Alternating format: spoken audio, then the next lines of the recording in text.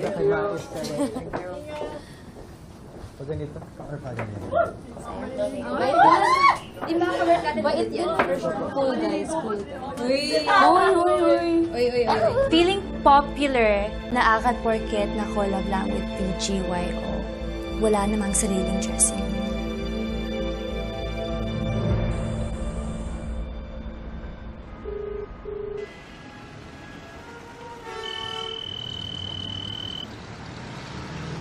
Hello? Bebe ko, asan ka na? Eh, nauna na si Charis dun sa Makati at mahuhuli daw siya sa meeting nila. Sabi ko sa'yo, ayaw na lang kong sunduin eh. Malapit na ako. Kapit ka lang. Okay?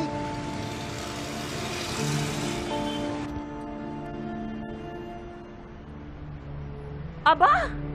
Teka, nagpapapasok na pala ng ahas dito sa Asra M?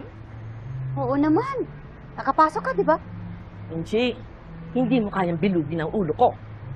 Kung nagawa mo yan kay Dara at sa apo ko, hindi mo kaya yan sa akin. Bakit? Ano na naman ang iniisip mo? Anong pinaplano mo para sirain ang buhay ni Dara at ng apo ko?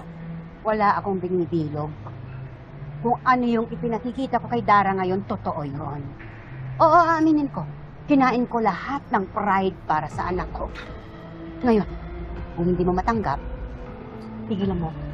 Talagang hindi kita matatanggap. Dahil hindi kita mapapatawad sa lahat ng ginawa mong kasamaan sa amin. Paano ko magtitiwala sa'yo? Ginawa mo pang lapitan si Dio? Ganong kasal na siya kay Dara? Siya ang lumapit sa akin. Nananahilik ako eh. Nagpakita siya. Ginulo ulit ang buhay ko. At nagpadala ka naman. Dahil sa'yo, muntik na talagang iwanan ni Dio ang kanyang pamilya. Hindi ka na nakonsensya.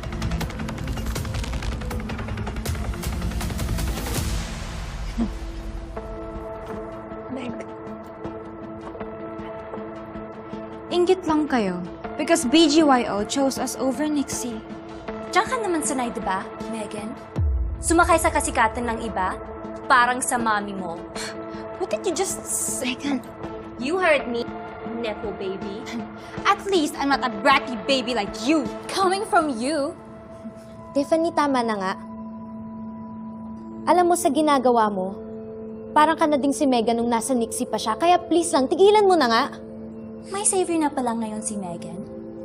Did she pay you to speak on her behalf? Wala namang ginagawa si Megan para pagsalitaan mo ng ganyan. Kaya ikaw, Tiffany, kung ayaw mo mag-trending ka, tigilan mo na yan. Dahil hindi ko hayaang maliitin mo si Megan o kahit na sino sa grupo ko. Akala mo hindi ko alam na pinagplanuhan niyo ni Dio na iwanan ng mga pamilya niyo at magsama kayo? At akala mo magtatagumpay ka? Hindi, sorry. Pero pinili ni Dio ang kanyang pamilya hanggang sa kahuli-hulihan niyang hininga. I'm really sorry, Richie.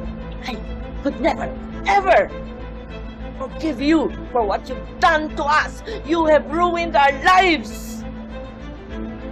At kung binabalik mo, na gamitin pati ang anak mong si Jenny sa kasamaan, hindi ka magtatagumpay!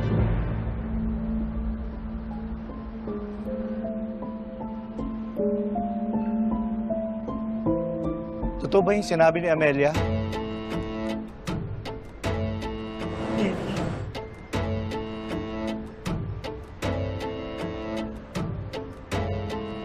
Totoo ba yung sinabi ni Amelia na handa mo kaming iwan ni Jenny para lang makipagbalikan kay Dio?